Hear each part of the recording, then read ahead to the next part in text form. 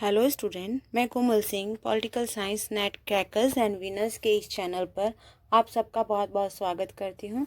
आशा करती हूँ आप सब बहुत अच्छे होंगे। स्टूडेंट, हम यहाँ यूजीसी नेट पॉलिटिकल साइंस की प्रिपरेशन कर रहे हैं। ये हमारा पहला लेक्चर वीडियो है जिसमें हम कन्फ्यूशियस के विषय में बात करेंगे। आइए जानते हैं कन्फ्यूशियस के विचारों का समाज पर किस प्रकार का प्रभाव पड़ा। स्टूडेंट, कन्फ्यूशियस एक चीनी दार्शनिक और समाज सुधारक थे जिनका जन्म 28 सितंबर 551 बीसी को लू स्टेट जाऊ चाइना जाऊ राजवंश के काल में शांतोंग प्रदेश में हुआ था। जिस समय उनका जन्म हुआ स्टूडेंट, समय की परिस्थितियों के विषय में यदि हम बात करें तो उस समय की परिस्थितियां बहुत ज़्यादा खराब थीं, क्योंकि जौं राजवंश की शक्ति में कमी के चलते बहुत से राज्य आपस में सदा लड़ते और झगड़ते रहते थे, जिसके कारण चीन की प्रजा बहुत कष्ट झेल रही थी। इस काल को लगड़ते राज्यों का काल भी कहा जाता है। झगड़ते राज्यों का काल इसी कारण से इसे कहा गया और इसी कारण से इसे झगड़ते राज्यों का काल की संज्ञा दी भी गई। यदि हम कन्फ्यूशियस के चीनी नाम के विषय में बात करें तो कन्फ्यूशियस का चीनी नाम कुंग फू से था। उनका लतीनी नाम कन्फ्यूशियस कहा गया। जातीय नाम में वह कुंग थे। वह जो निवासी थे वे वर्तमान में शातुंग कहलाने वाले प्राचीन लू प्रदेश के निवासी थे। उनके पिता का नाम शिउ लियांगदे था, जो चीन में शानदेंग प्रदेश के जिले के सेनापति थे। जीवन काल के उनके विषय में बात यदि करें तो उन्होंने 3 वर्ष की अवस्था में कन्फ्यूशियस के पिता का देहांत हुआ, जिसके कारण उनका पालन पोषण बहुत ही निम्न अवस्था में हुआ। 8 वर्ष की अवस्था में उन्होंने मजदूरी करना शुरू कर दिया। 14 वर्ष की अवस्था में उन्हें सत्य का ज्ञान होने लगा था।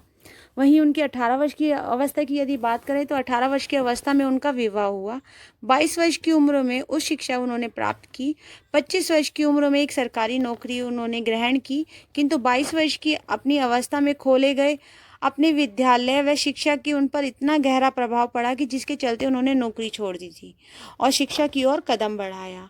वहीं चीनी सरकार ने उनके उत्कृष्ट कार्य के चलते उनको 53 वर्ष की उम्र में लू राज्य में एक शहर के वे शासनकर्ता और बाद में मंत्री पद पर नियुक्त हुए। मंत्री होने के नाते उन्होंने बहुत सराहनीय कार्य किए।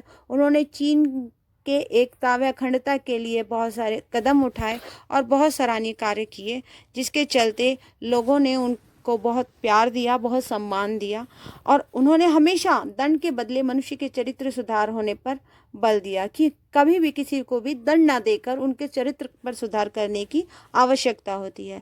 उनके विचार स्टूडेंट आज भी मानव जाति के लिए बहुत कल्याणकारी हैं और बहुत सराहनीय हैं। उनके विचारों को वहाँ पर धर्म के रूप में आज भी माना जाता है और उनके विचारों का बहुत ही व्यापक रूप से प्रभाव चीन में देखने को मिलता है। उनकी मृत्यु 489 ईसा पूर्व में हुई थी।